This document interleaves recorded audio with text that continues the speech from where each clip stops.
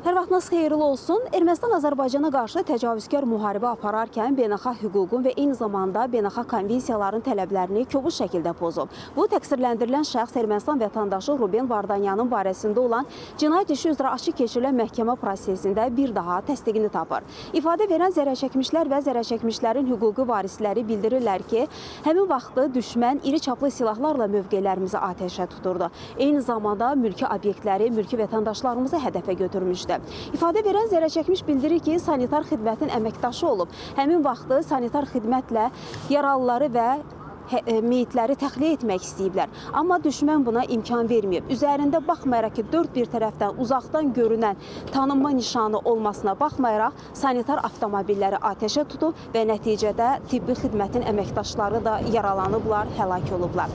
Məhkəmə prosesində ifadə verən zərərçəkmişlərin bir hissəsi isə Ermənistan Azərbaycana qarşı həyata keçirdiyi mina terroru nəticəsində zərər çəkiblər. Onlar bildirirlər ki, azad olunmuş ərazilərimizdə iş apararkən, abadlıq quruculuq işləri apararkən mina partlayışları nəticəsində zərər çəkiblər. Bəzi vətəndaşlarımız həyatlarını itiriblər, bəziləri yaralanıblar, müxtəlif bədən xəsarətləri alıblar. Məhkəmə prosesində ifadə verən zərərçəkmişlərin bir hissəsi isə qeyd edirlər ki, həmin vaxtı düşmən müxtəlif təxribatlar törədirdi. Həmin təxribatlar nəticəsində isə yaşayış məntəqələri hədəfə götürülürdü.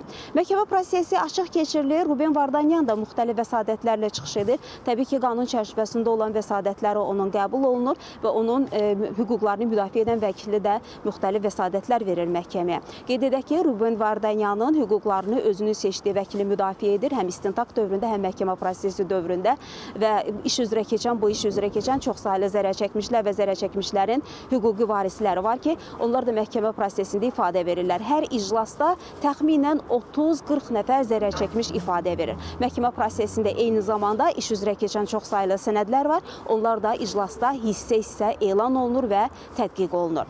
Bizim bu saata çatdıracaqlarımız bu qədər. Biz xəbərlərin növbəti buraxılışında daha geniş məlumatlara tamaşaçıları diqqətinə çatdırmağa çalışacağıq. Hələlik isə bu saata Bakı məhkəmə kompleksinə çatdıracaqlarımız bu qədər deyərək sözü yenidən mərkəzə studiya ötürürük.